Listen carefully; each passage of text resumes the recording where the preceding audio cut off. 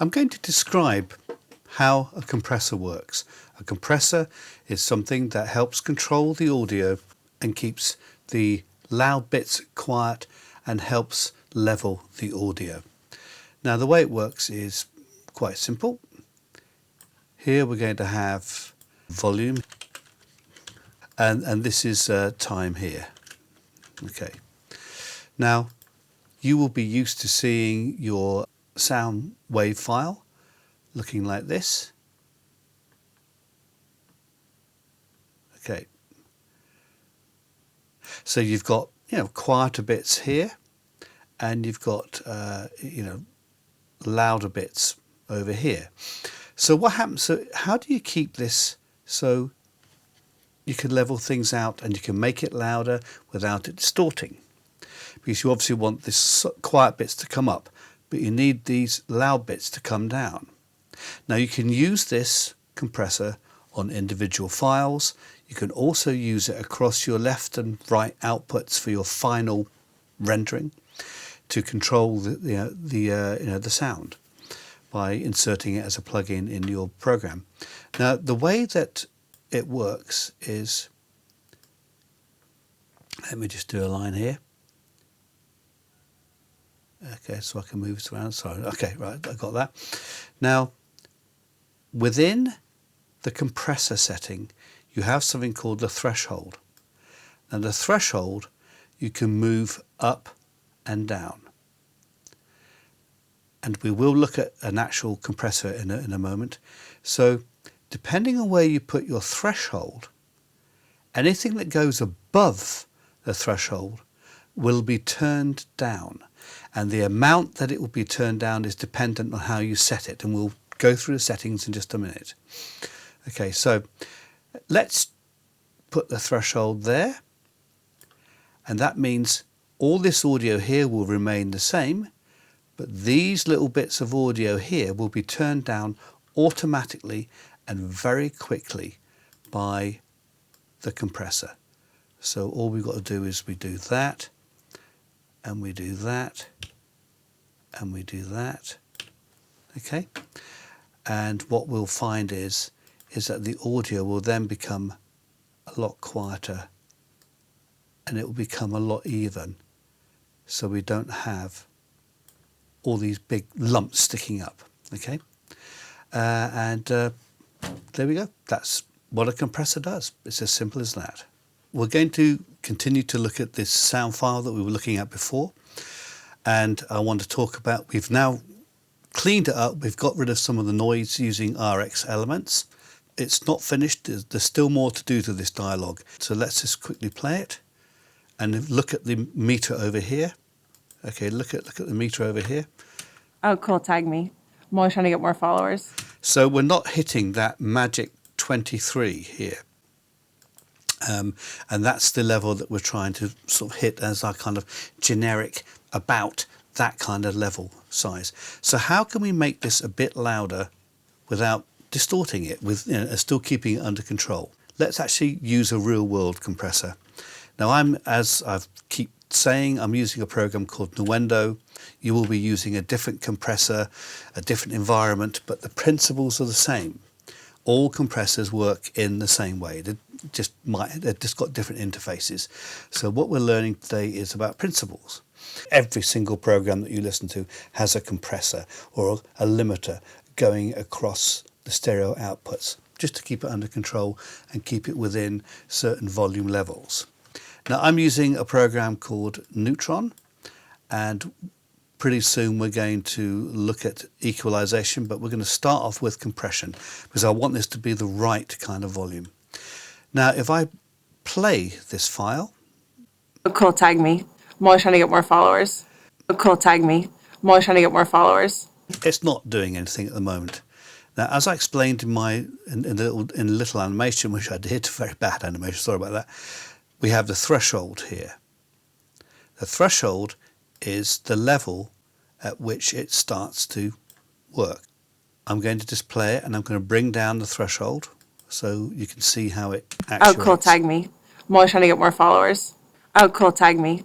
I'm always trying to get more followers. Oh, cool, tag me. I'm always trying to get more followers. And there you Oh, see cool. it. Tag me. I'm always trying to get more followers. Oh, cool. Tag me. And the more I'm I always trying to put get more it down here, followers. Oh, cool. Tag me. I'm always trying to get more followers. Oh, cool. Tag me. I'm always trying to get more followers. Oh, cool. Tag me. I'm always trying to get. okay. And you can see as I bring it ridiculously low here, it's really compressing the hell out of the actual signal. And as soon as the signal finishes, it then expands it to let it breathe through. Now, this works with your normal audio if you set this to the right place. And this is something you need to experiment with. You need to play with these toys and see how, see what works for you. I seem to be getting a lot of sibilance in my microphone, so apologies for that, but that's the program I'm recording with. It's very frustrating. Let's look at some other controls here. The ratio. This is on every compressor, and this describes how much you want audio that goes over the threshold to be turned down. So I've got it on 2.8, which is, a nice safe figure. So that means if it will reduce audio that goes over the threshold that you set here, it will reduce it by 2.8. So it's kind of like over half. It's going to bring it down by half. And then over here we have the attack. Again, this is going to be on every single compressor. This is how fast it comes in. 20 milliseconds is pretty good. That's 0.10 milliseconds, and this is 20. Let's keep it there. That's a nice sort of safe figure. Release, that means how long the compression remains after the audio has crossed the threshold. So these are the four main controls you'll get on every compressor: the threshold at which it is activated, how much reduction is applied to audio that goes over the threshold, how fast it comes in, and how long before it releases it. And you're going to have to play your audio, because all audio has different requirements. If you're playing a snare drum, it's a different setting than if you're recording dialogue. You need to make it as transparent as possible. Don't compress the hell out of things. Keep it so it's transparent, but keeping the audio under control.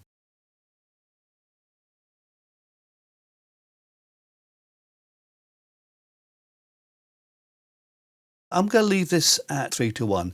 Anything that goes over a threshold, it would turn down to a third of the volume that it was prior to going over the threshold. Just one last thing, actually. Here's something called the knee. Now, there are different kinds of knees, whether it's a hard knee, whether it really gets in there and sort of compresses it really kind of aggressively, or whether it's a nice gentle thing. So think of a difference between a right angle and a curve, and that's kind of the difference between the knee. And your program will have its own ways of implementing soft or hard knees. Sorry, just one last thing. There's always a last thing, and that is you can actually split my program here into different parts, so you can compress different ranges of frequencies with different amounts of compression. This is advanced, I suppose, compressing, and it's something you might want to look at a later stage, but just be aware that it's possible to do this. And there are some other little bits and pieces you can do with compression, but that's all we're going to do for today. So let's quickly just play this. Oh, cool. Tag me. I'm always trying to get more followers. Oh, cool. Tag me. I'm always trying to get more followers. Oh, cool. Tag me. I'm always trying to get more followers. And here, oh, here you can see how much compression has been done. So things have been turned down by minus 10 dB, which, and it still sounds okay. Oh, cool. Tag me. I'm always trying to get more followers. Oh, cool. Tag me. I'm always trying to get more followers. Oh, cool. Tag me. I'm always trying to get more followers. Oh, cool. Tag me. I'm always trying to get more followers. Okay, so that's really kind of compressing this the audio and leveling things out. I'm going to put a little bit of gain on here, just a tiny bit here, because now that it's reducing the peaks, I've now got more headroom and I can make the file louder. And this is part of what we were trying to do. We were trying to make the file louder, if you remember. Okay, so let's just listen to that one more time. Oh, cool. Tag me. I'm always trying to get more followers. And let's apply it and let's see what we have, and let's see what we get on the output meter. Okay, apply. Bang. Okay, so as you can see, it's turned up the volume of everything. In fact, it might even be too loud. Oh, cool. Tag me. I'm always trying to get more followers. Okay, you can see how the audio's got much louder and it's not distorted. Oh, cool. Tag me. I'm always trying to get more followers. I think actually I probably put a little bit too much compression on the front of that, but I'm not going to go back because I'm just showing principles. This is something you will fiddle with. So I'm actually going to turn it down a bit now because I've made it so loud. Oh, cool. Tag me. I'm always trying to get more followers. And that's great. I mean, that's a really healthy looking signal. So very pleased about that. Though, like I said, I think probably a little bit too much compression, but I think it's, but you know. Oh, cool. Tag me. I'm always trying to get more followers. And that's using compression. Now, I want to just talk about one other thing here, which is very useful for dialogue, and you may or may not have this in your compressor suite. It does in the Neutron. I don't know how much the Neutron costs, unfortunately, but it's not terribly expensive, but it's a professional tool that's worth investing in. There's something called the transient shaper. Now, what the transient shaper does is, if you have a voice which is very aggressive and it's kind of sounding like that, you know, American voices basically. Sorry, no, I don't mean it.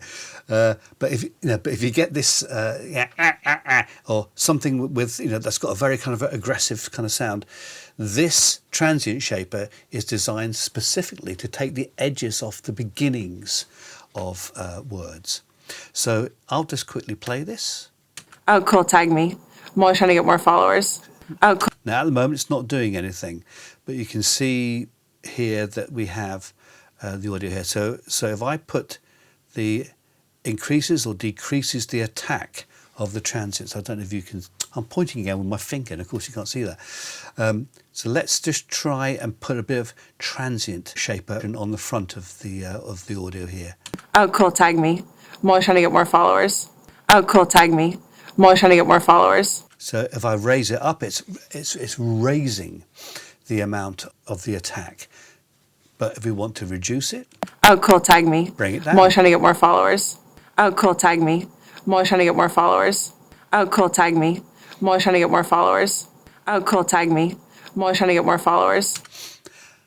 Obviously, towards the end there, I was, that's much too much. And transient shapers, you can get them as separate plugins. Very useful to keep nasty things under control, and just smooth the whole thing out. It's really important that your viewer listens to audio which is not scratching people's ears. And using the compressor, the transient shaper, you can make things a lot smoother. Okay, so now we're going to go on to EQ, but that's going to be a different video. Yeah, thanks for watching.